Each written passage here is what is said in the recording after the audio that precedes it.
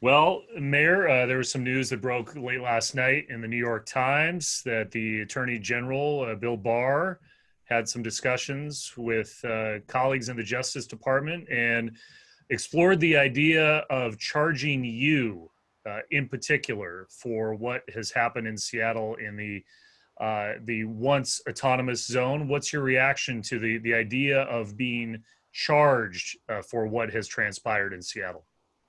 So, Chris, if the report is true, I find it really chilling. As a former federal prosecutor and U.S. attorney, I have such a deep respect for the Department of Justice, and the Department of Justice can never be used as a political tool or an implement to settle political differences.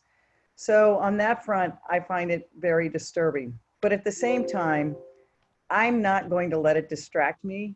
The city of Seattle is having just unprecedented challenges right now. We're in the middle of a global pandemic where we were the first in with very little federal leadership and no guidebook.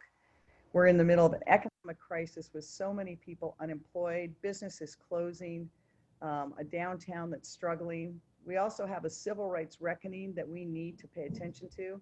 And then there's the infrastructure needs, the West Seattle Bridge, the Pier, and the fact that the climate crisis has our city choking in smoke. So I'm going to work on those issues and really try to do my job as mayor of Seattle and not be distracted. What about the argument, though, that the city could have done a better job in the enforcement of some of the violence, the vandalism that was seen not only at places like the East Precinct, but in downtown Seattle, elsewhere on Capitol Hill? That seemed to be part of the discussion as well, if that report is accurate. So our city, like every city in America, saw some really volatile weeks and challenging times, but I would put my money on Carmen Best every day. I had tremendous confidence there in chief of police in trying to manage all of those public safety crises. And I think that she did it very well. Are there things that the city of Seattle, looking back, that we need to examine what we could do better, how we do better? Yes. But again, I'm going to focus on the challenges in front of us right now. How do we as a city come out of this pandemic to be not just go back to the status quo, but come back economically strong and more equitable? That's my focus as mayor. What about the argument, though, that especially in a couple of high profile cases, these were people from outside the city of Seattle. One man flew down from Alaska, according to federal charges. There was a woman from Texas who, if you believe the charges, set fire to multiple police cars. These were not people necessarily organized in the city of Seattle that are causing or did cause the damage, if you believe the charges that are now in front of them. I think that's actually accurate, Chris, but I also points out another thing is, we have continued to work with federal law enforcement in the appropriate channels. And those cases that you mentioned have been a partnership between the Seattle Police Department and federal law enforcement charged by the U.S. attorney here, which is the exact role the Department of Justice has and should have.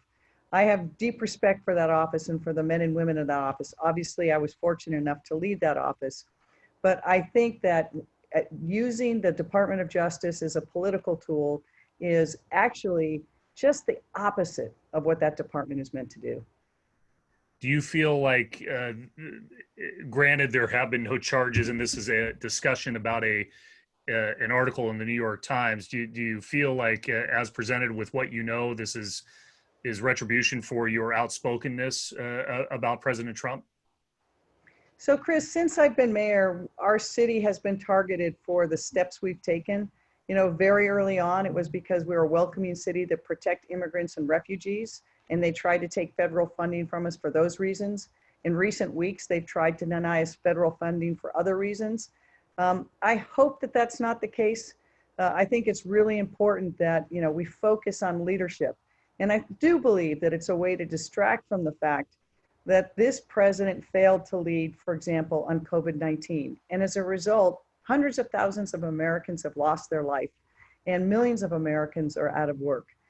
His failed leadership, if that's the test, he knows that he fails. And so he's trying to distract from that and go to demonizing other people.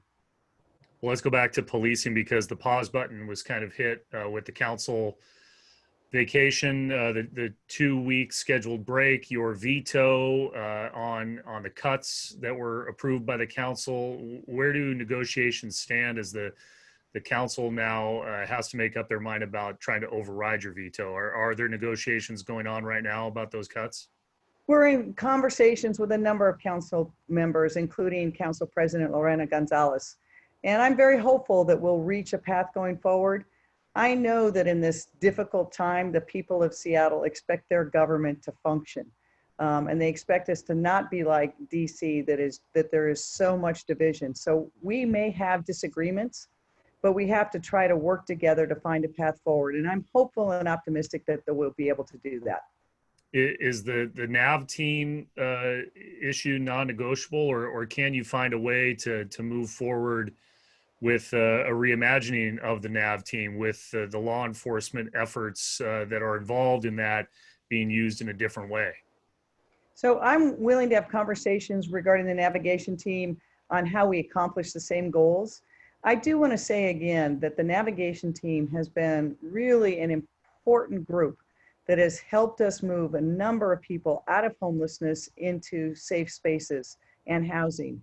Even now, as we're experiencing this huge smoke crisis in our city, it's the navigation team who is out in encampments trying to get people to move to the smoke shelter that we have. And so they perform an invaluable function. What we need to make sure we preserve is the ability to continue our outreach to people experiencing homelessness, to try to move them indoors. And for those encampments that present a public safety or public health risk, we need to be able to relocate those encampments. And so all of those take different tools, but in some of those roles, we absolutely have to have police involved, particularly when there's something related to public safety. And along these lines, I mean, you're also going to be presenting a budget for next year. You and I have talked in the past about how big that number will be in terms of cuts. Do you have any other suggestions at this point before you formally unroll your budget proposal? So we're facing an unprecedented budget hit as well because of the economic downturn. Our revenues to the city are down. So we've been working really hard to do a few things. Number one, we want to protect all of the essential public services that people need from their city. Two, we want to protect the social service spending that we do, particularly during this time of COVID, to help people. And the third is, I have promised, and we will be making significant investments in communities of color. The Black, Indigenous, and communities of color have been under-resourced for generations. It is time for us to change that and to give community the voice and ability to resource their own community with things like healthcare clinics or educational opportunities, employment opportunities. We want to make sure that they can tell us and decide what resources need to be spent and where, and then move forward on that plan. And I'm really excited that we will be presenting a budget that highlights my promise that we will do $100 million of new spending in those communities. So how do you do the new spending with the need for cuts and the push to significantly reduce the funding of the police department? You have to make sure that you prioritize what's important. And we as a government, since the beginning of the COVID crisis, I knew that we were going to have a drop in revenues. So we started taking actions really early on to reduce the cost of government. We still are going to have to make some very difficult choices. But among those choices, I believe, cannot be continuing to under-resource the communities that have been left behind for too long. I mean, I think it's wrong that in the city of Seattle, a city as great as our city, with as much prosperity as we've had, that a kid that grows up in South Park has a shorter life expectancy than a kid that grows up in Laurelhurst. We're a better city than that. And if we want to show that we are, we've got to make the commitments. On a completely different topic, there's been a lot going on with infrastructure in the city of Seattle too. As you're aware, what happened with the pier on the waterfront. At the same time, the West Seattle Bridge has its issues. Are you confident in the stability of the pier on the waterfront, that it didn't damage the other two piers, the aquarium and Miners Landing, and where do we stand on the West Seattle Bridge? So on the pier, we will continue to do the engineering on that to see what the impacts are. It's in the very early days. We're hopeful that it didn't have impacts. But a lot of the infrastructure in Seattle is almost 70 years old. And we're starting to see the impacts of that age on the infrastructure. So we are carefully monitoring our key bridges, but we've fallen behind largely because much of that infrastructure was built with federal resources when there was a big push on infrastructure. There's supposed to be again, and so I've already been talking to our federal delegation and how we make sure that Seattle gets what it needs. On the West Seattle Bridge, as you know, we are moving forward with a engineering analysis and shoring up the bridge, and then we will make a determination whether the cost-benefit analysis supports replacing the bridge or repairing the bridge. And the preliminary determination of that should come in October. And you just hinted at it, the SDOT report that shows that the bridges around Seattle that are controlled by SDOT have been declining across the board in their stability, going from in good shape to fair, and there's 5 different spans that are in poor shape, including a couple of spans at University Bridge that maintenance has not been able to keep up with the needs in the city of Seattle. How does any of that factor into the massive budget shortfall that you're going to be dealing with?